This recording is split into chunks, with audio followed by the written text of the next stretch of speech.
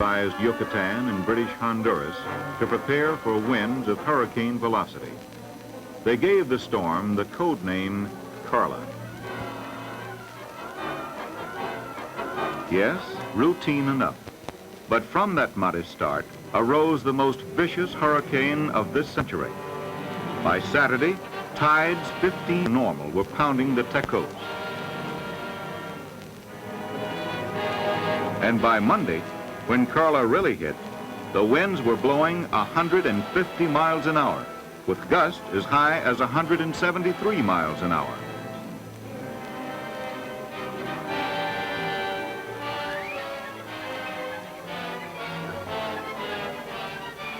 Carla cut a path of destruction 200 miles wide along the Texas coast, from Corpus Christi to Port Arthur, and caused damage from Brownsville to Louisiana. Even after she started dying down, her winds and heavy rain caused trouble as far inland as Oklahoma and Kansas.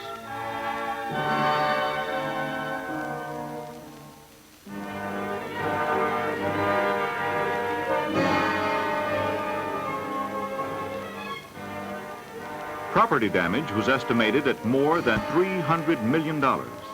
44,000 homes and 2,000 other buildings were destroyed, and countless others damaged. Nearly 500,000 people fled inland in the greatest mass evacuation of modern times. Before the storm hit, highways leading north were a solid line of cars. Refugees crowded the roads as far north as Dallas, 300 miles inland.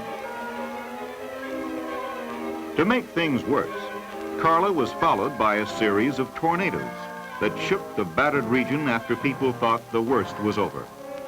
Some of these tornadoes caused more local destruction than the hurricane itself. And as if all this weren't bad enough, the whole region was plagued by rattlesnakes, thousands of snakes, driven from flooded ground to dry land. The snakes were a constant danger to people working in the wrecked buildings and along the roads.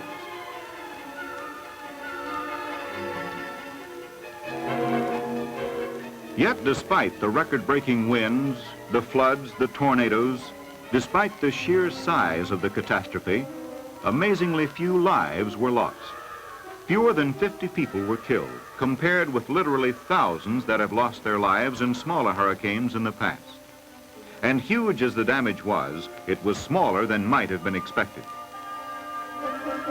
Perhaps equally remarkable was the speed with which the region set about restoration. Restoration which, in many cases, started while the storm was still blowing itself out. The fact that loss of life was so small, that damage was not far greater, that restoration began so promptly, can be credited to many things. Ample warning by the Weather Bureau, the magnificent work of such organizations as the Coast Guard, Red Cross, Civil Defense, police and firemen, and the armed forces.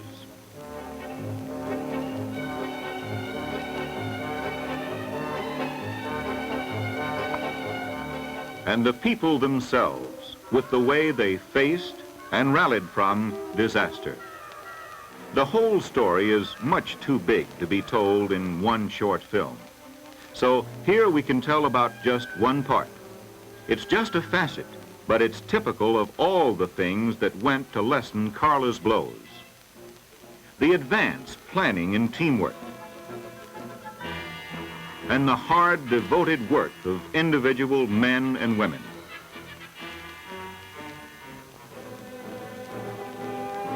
So this is the story of how the telephone company and its people met Carla. And met her they did. For although Southwestern Bell suffered $6.5 million damage, throughout the entire storm, telephone service kept going, handling calls of warning that helped save lives, calls for help, calls sending assistance, and thousands of calls from just plain worried people.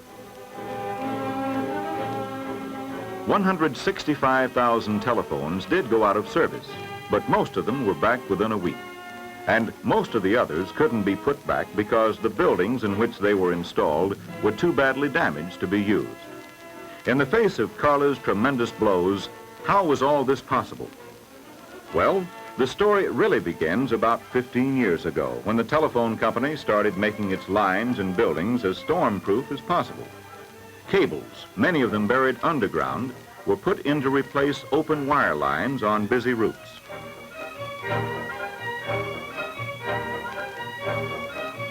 The new buildings that were built were designed to take as much punishment as possible from storms and floods. Many older buildings were strengthened.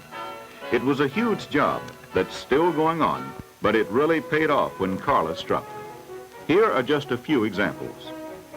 This little unattended dial office at Sabine Pass was under 6 feet of water, but it kept right on operating without missing a call. This aerial cable was underwater for several days, but it never missed a message. It was only one of several.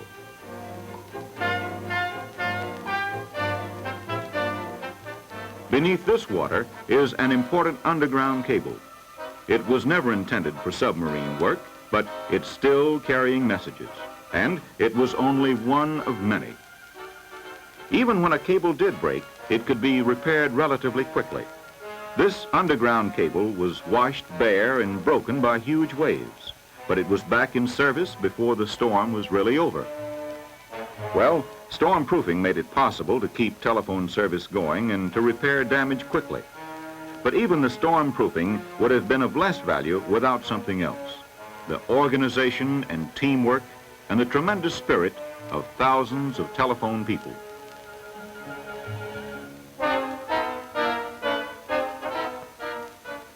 Even before the hurricane hit, preparations to meet it had begun. This central command center was set up in Houston to obtain a constant picture of the storm.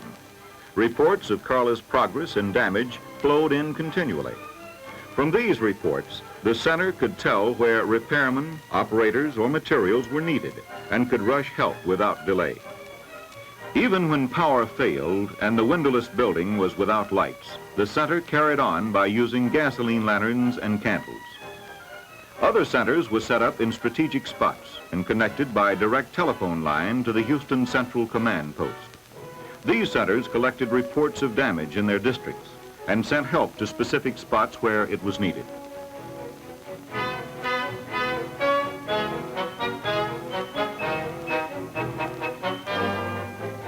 This pinpointing of trouble and rushing of help played a big part in getting the restoration job done quickly.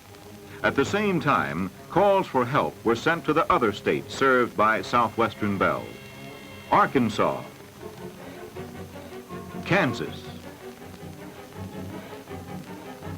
Missouri, Illinois, and Oklahoma. Quickly from these other states, nearly 1,000 repairmen with their trucks started pouring toward Texas. They came in waves: trucks, trucks, and more trucks. They came by special freight trains from Missouri and Illinois.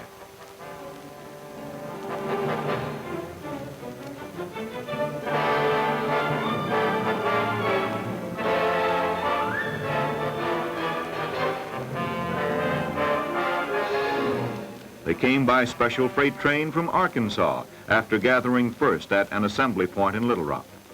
Trucks, trucks, and still more trucks. It was like an army on the move. They came from Oklahoma, trucks and more trucks in a long convoy. With the urgent need for help, they drove day and night with few stops along the way. They came from Kansas in 2 convoys that started at Topeka and Wichita, but picked up additions as they passed through the state. Again, they drove day and night. Like an army, they moved with precision to Texas assembly points, and from these, fanned out again to the spots where they were most needed.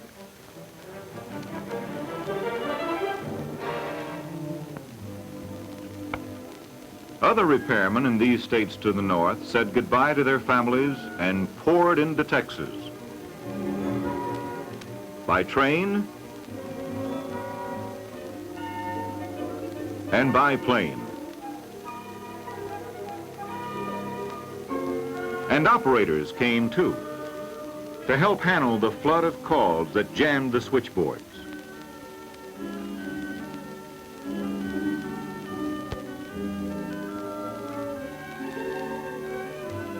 And to relieve the local girls who in many cases had worked 3 or 4 days without leaving the telephone buildings.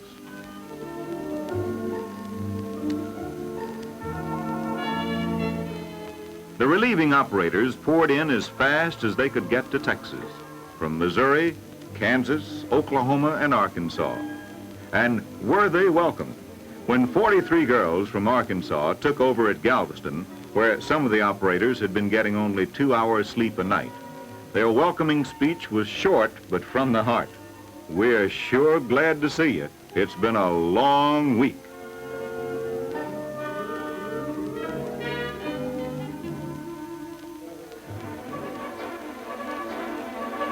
But until this outside help arrived, the burden was upon the local people, and the help that could be sent from Texas cities relatively safe from the hurricane. These repair trucks from Lubbock set out on the long drive to Corpus Christi in the middle of the night. It was a tough job, but the local people came through magnificently. Many worked on, knowing that their own homes and possessions were being destroyed or had already been lost. In Texas City, the homes of 9 out of 10 telephone people were damaged or destroyed.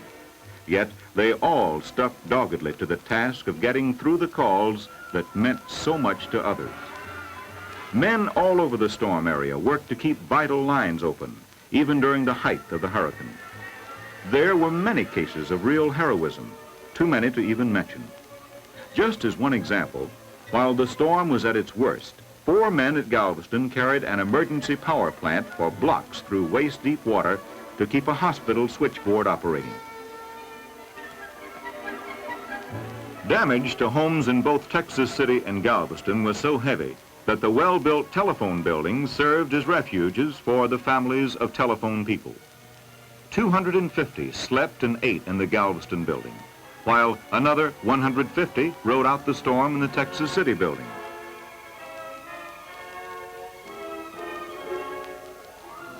The Texas City building also became temporary police headquarters when the police were flooded out.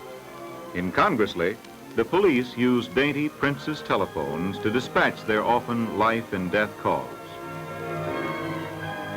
It wasn't easy for anyone. Families slept and ate wherever they could find a few feet of space. Children in particular found the long hours boring.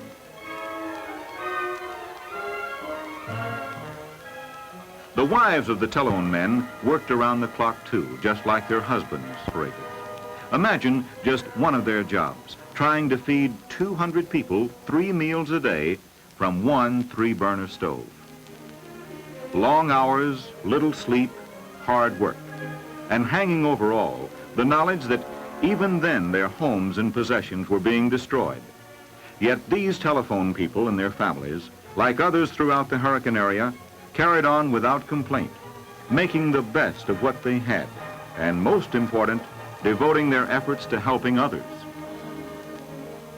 Telephone buildings in other cities, Corpus Christi, Houston, Victoria, to name just a few, also became refuges, but on a smaller scale. In some cases, the telephone families had been flooded out. In others, the men and women brought their families to the buildings so they could go about their jobs with easier minds, knowing that their families at least, if not their homes, were safe. It was one more example of the unselfish devotion to helping others shown all through the hurricane area.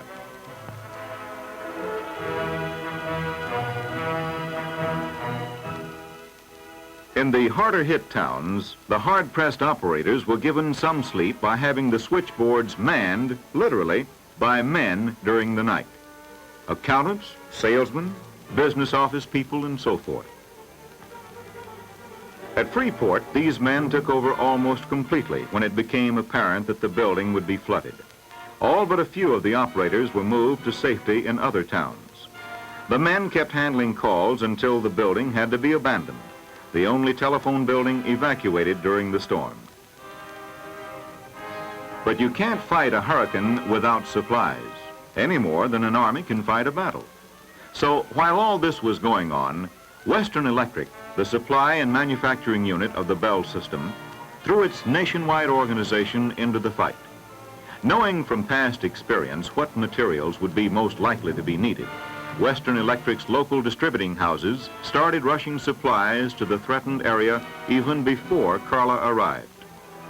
At the same time, calls were made to other Western warehouses around the country, and these in turn started shooting supplies to Texas.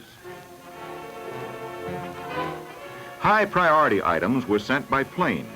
These included many of the 60 emergency power plants sent into Texas.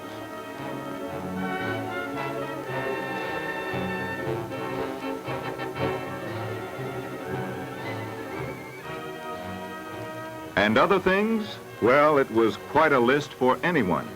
It included 300 miles of cable, 17,000 telephone instruments, 650 miles of wire just for running from houses to telephone poles, test sets, poles, terminals, cable sleeves, even 8,000 batteries.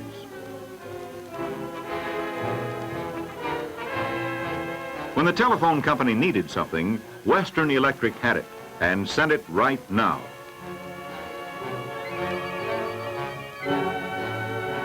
Sent it by telephone company trucks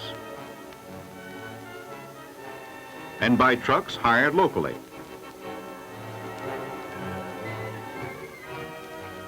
One telephone man said it was the most striking example of Western Electric's value to the Bell system that he had ever seen.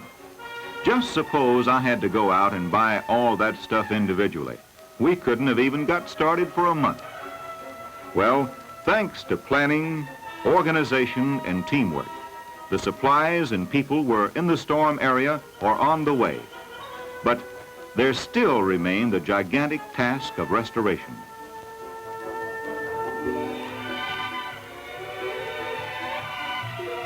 Poles were down, wires were broken. Fallen trees and wreckage lay across thousands of wires and cables.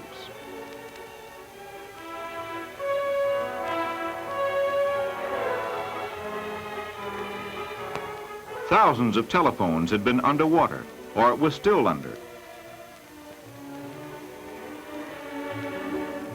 Yet the repairmen pitched in with the same spirit shown all the way through, and the results were remarkable. In Galveston, doubly hit by a hurricane and tornado, 8,000 telephones were out of service on Tuesday, the day the tornado struck.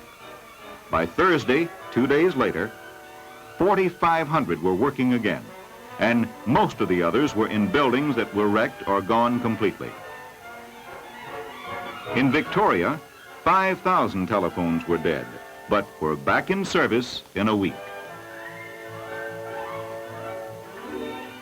Cables in most cases were repaired quickly. Open wires took longer.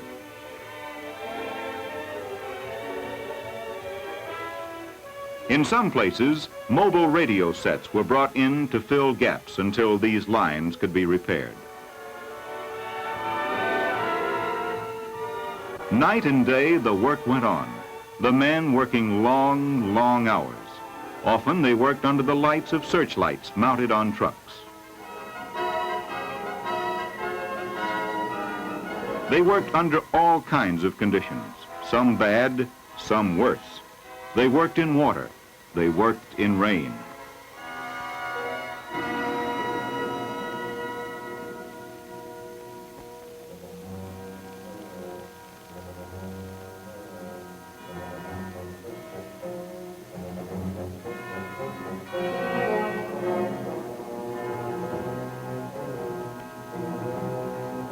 They slept, what sleep there was, in hastily improvised dormitories and armories, warehouses, and schools. And through it all, they kept a sense of humor and of making the best of what they had.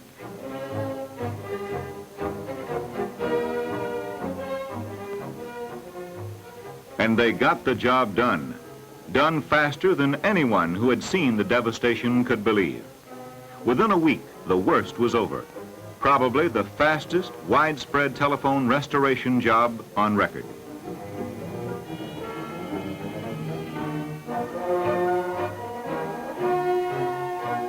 Well, Carla has gone. Carla and her savage train of tornado handmaidens. She caused tremendous damage, dealt staggering blows to thousands of people.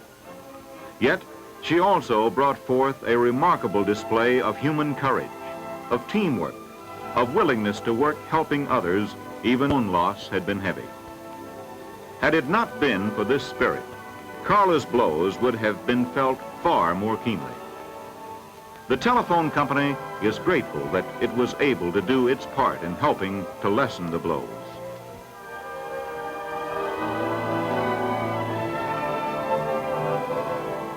But above all, it is proud of the part played by telephone people.